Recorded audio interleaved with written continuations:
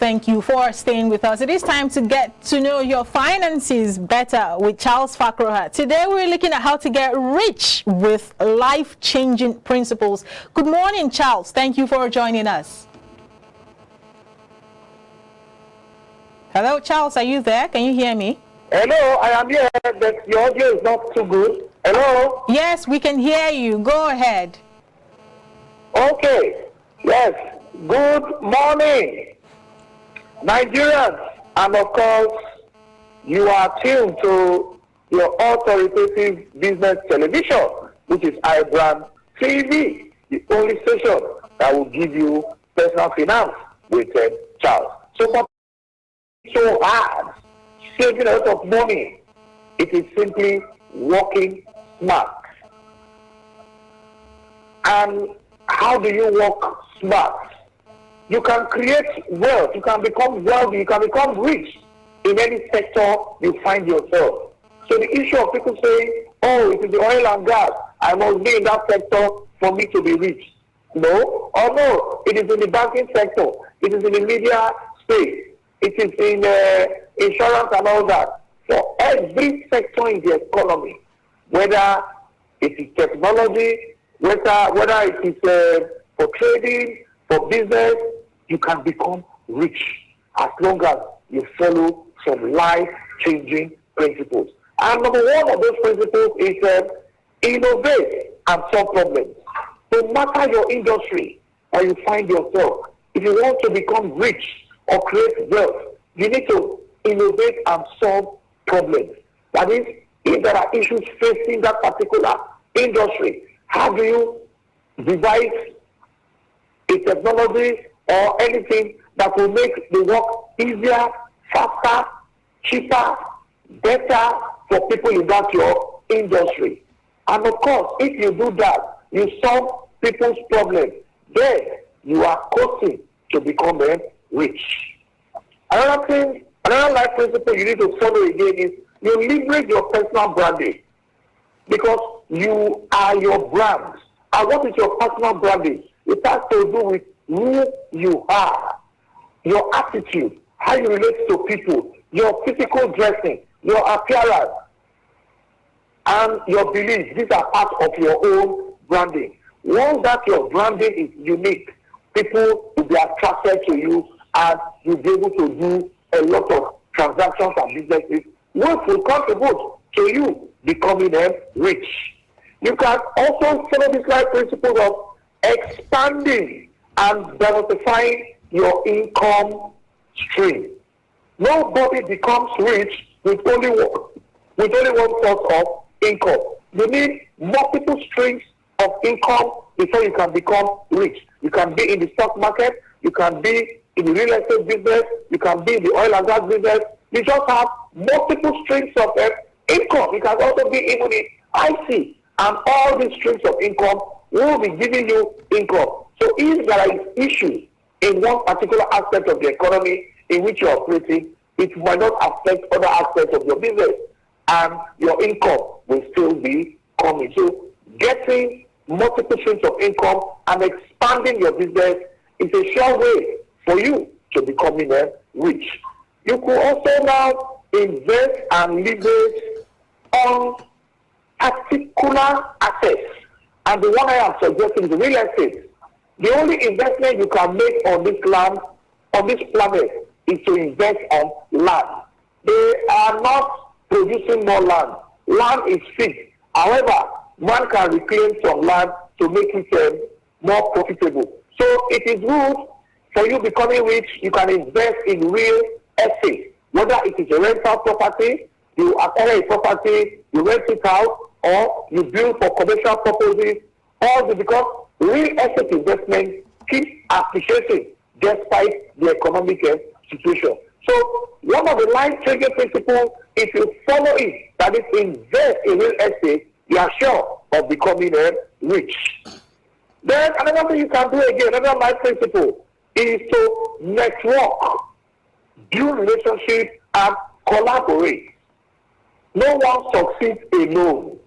And if you build your network, you are able to go to events, people know you, they know your brand, then people are more likely to collaborate with you. You also be willing to collaborate with other entrepreneurs and see how that collaboration will be a mutual benefit to those involved and, of course, the economy.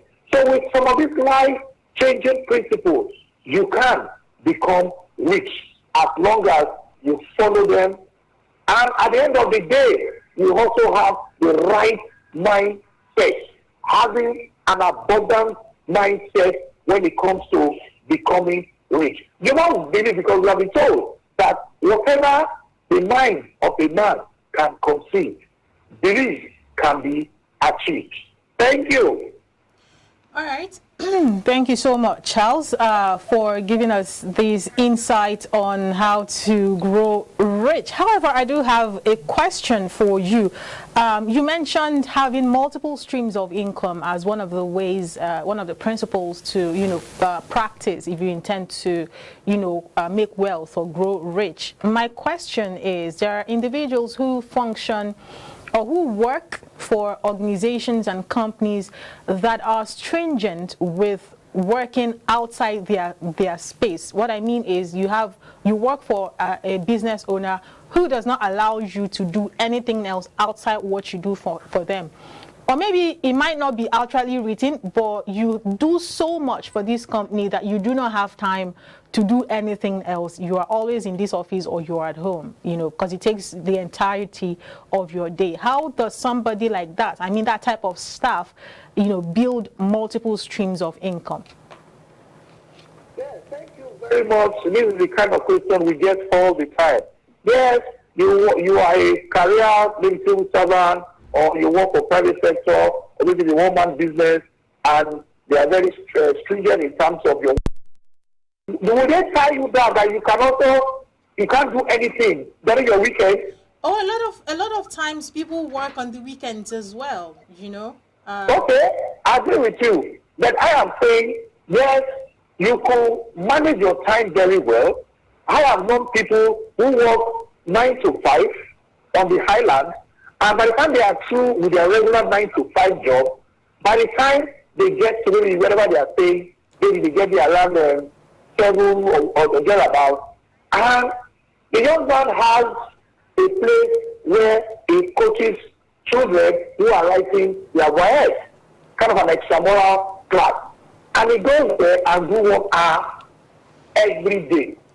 And on weekends, while he's not working, he's also there doing revision with them. And he earns some form of income. And of course, to also add to his regular job. So it's now left for that individual to look at his option and say, this is how I can create another source of income.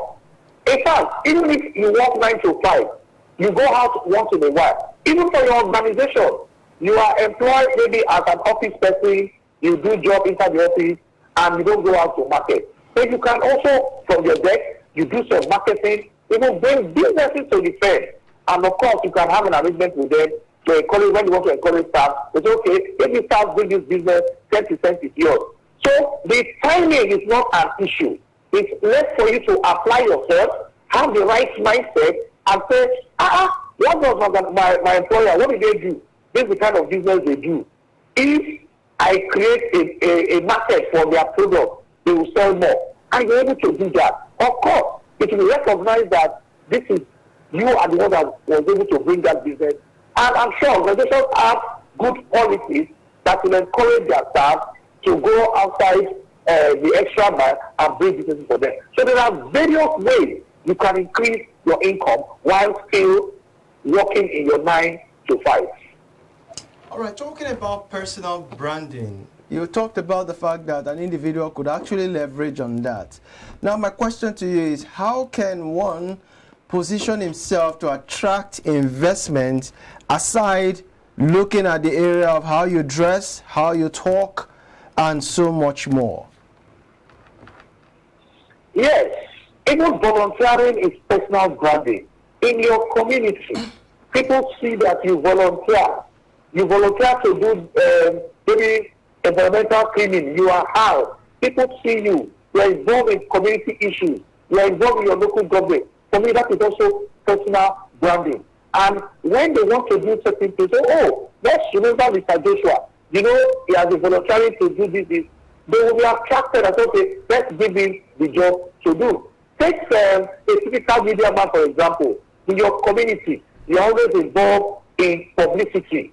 Maybe they want to do a meeting, you are the one doing out the publicity, and when the meeting is going on, you are moderating, controlling this, and all that. So, probably when somebody at your community wants to do an event, oh, we have somebody who is already volunteering to do this, they will be attracted to you, and you get that job. So, personal branding for me, like I agree with you, is not only about how you dress, but how you are able to relate with people in your community, where you live, and just your general makeup, how you are, how people perceive you.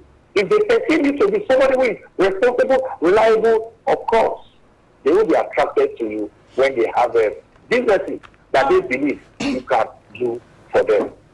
All right. Thank you so much, Charles, for your submissions. We appreciate your time. Thank you for dropping by. Yes, before I go, I want to leave you with this quote. If money talks, I need a hearing aid. Thank you.